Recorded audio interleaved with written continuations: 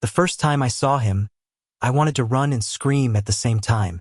He had that look in his eyes, sharp, unyielding, like he could tear the world apart and still make you beg to be close.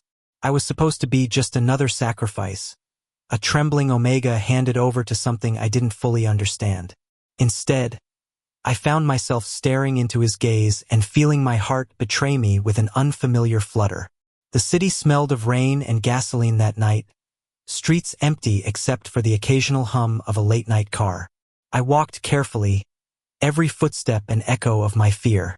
The ritual had been set in motion weeks ago, whispers of a Han-Hona being of power and darkness coming to claim me. I had imagined monstrous claws and shadowed figures, but nothing could have prepared me for the living, breathing enigma that was him. His presence made the air thick, heavy with something between threat and allure. My Omega instincts screamed to hide, yet my body moved closer, drawn by the pull of danger I couldn't resist. "You're trembling," he said, his voice low and amused, though the words cut sharper than any blade. He stepped closer, tall frame dwarfing mine, yet his movements were unnervingly fluid, almost intimate. "Don't fight it. Not that you could." I wanted to hate him. I wanted to scream at the injustice, at the cruelty of being chosen as a pawn in some dark game. But my chest constricted when he tilted his head and studied me like a painter inspecting a canvas. That Smilio god, that faint, crooked smile was almost tender, and it made my knees weak. "You don't understand," I managed, though my voice sounded brittle even to me. This isn't supposed to happen to me." He leaned just slightly closer, enough for me to feel the warmth radiating off his body, enough for my Omega instincts to flare in confusion. "It already did," he said simply. "And now, you're mine. But don't be afraid. I can be gentle if you let me." I froze. The word mine should have sent terror racing through me, but instead, it sent a shiver that wasn't entirely unpleasant.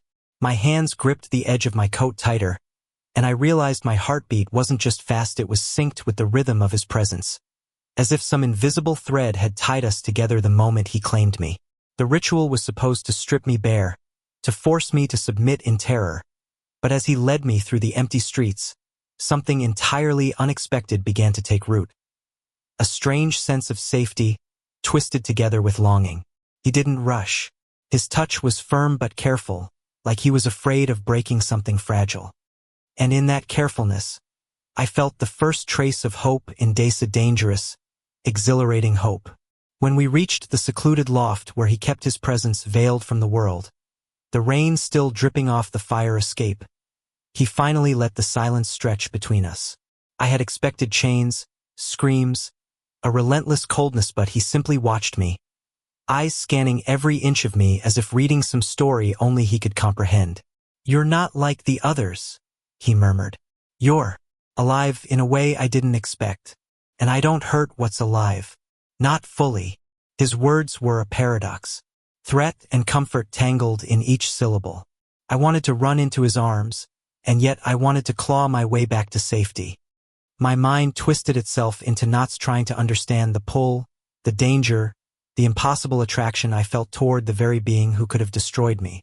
Days turned into nights, and nights blurred into moments of quiet revelation. He didn't force me to obey immediately. Instead, he taught me his rhythms, his moods, the language of dominance tempered with something close to gentleness. Each brush of his hand across my skin, each fleeting glance held weight, carrying messages my heart refused to ignore. The loneliness I had carried like a shadow for years began to falter, replaced by a tender, fragile trust. Then, one night, as we sat by the window, rain painting streaks on the glass, I realized something terrifying and thrilling. My Omega instincts, previously desperate and chaotic, had begun to respond not with fear but with desirito to this impossible connection.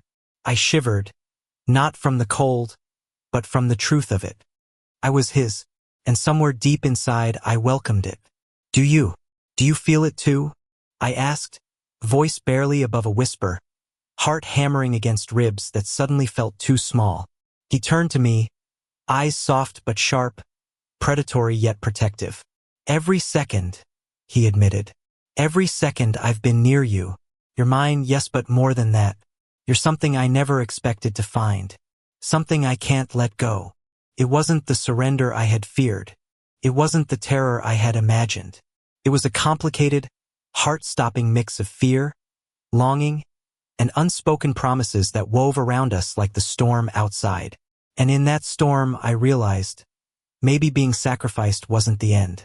Maybe, just maybe, it was the beginning of something I didn't know I needed but couldn't imagine living without. I should have known peace never lasts long for someone like me. Just when the fragile warmth between us finally began to soften the edges of my fear, the world outside forced its way back in. It began with a sharp knock on the loft's metal door, echoing through the dimly lit space like a gunshot. He tensed instantly. The air around him shifted, thickening with danger, his eyes flashing in a way that made my instincts jolt. "Stay behind me," he said quietly. His voice held no room for argument, but there was something else in it too, fear. Not for himself. For me. Before I could ask anything, the door crashed open. Figures cloaked in black stormed inside, their weapons glowing with sigils meant to bind, weaken, destroy beings like him. Hunters. I had heard of them in stories, whispered legends about men who thought they could restore order by eliminating what they didn't understand. But what shocked me wasn't their arrival, it was the way they looked at me, not him. "There," the leader snarled, pointing at me. "The Omega carrying his heir. Take him." My blood ran cold. My hand instinctively flew to my stomach, though I wasn't even sure yet, was I? The symptoms, the strange warmth, the instinctual shifts. It all suddenly made sense. My breath caught in my throat. I wasn't just bound to him. I was carrying his child. He stepped in front of me so fast I didn't even see him move. "You're not touching him," he growled, voice dropping into something purely primal. "You don't understand what he is." "We understand perfectly," the hunter spat. "An Omega pregnant with a Han child is too dangerous. He's a threat." I felt the words like a blow. Threat. Monster. Curse. My entire life I'd been labeled fragile, soft, insignificant, and now even the little life forming inside me was something they wanted to erase. A surge of instinctive protectiveness ripped through me, fierce and undeniable. "No!" I yelled, stepping out from behind him before I even realized what I was doing.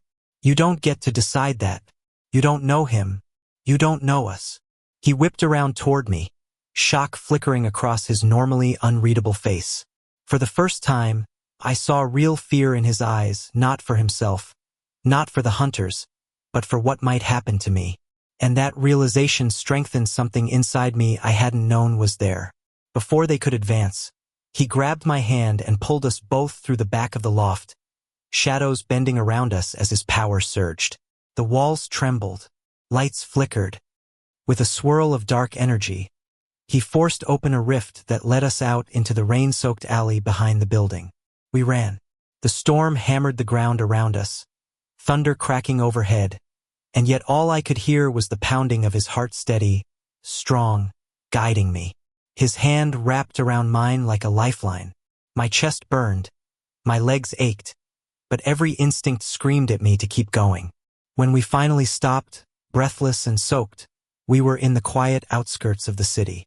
Dark skies stretched endlessly overhead. For a moment, everything was still. Then he turned to me. "You should hate me," he whispered. "You should fear the child you carry. You should fear me." I shook my head, tears blurring the world. "I don't. I never did. Not really." He swallowed hard, something raw and vulnerable flickering beneath his usual calm. "I didn't want this for you. I didn't want to pull you into my world.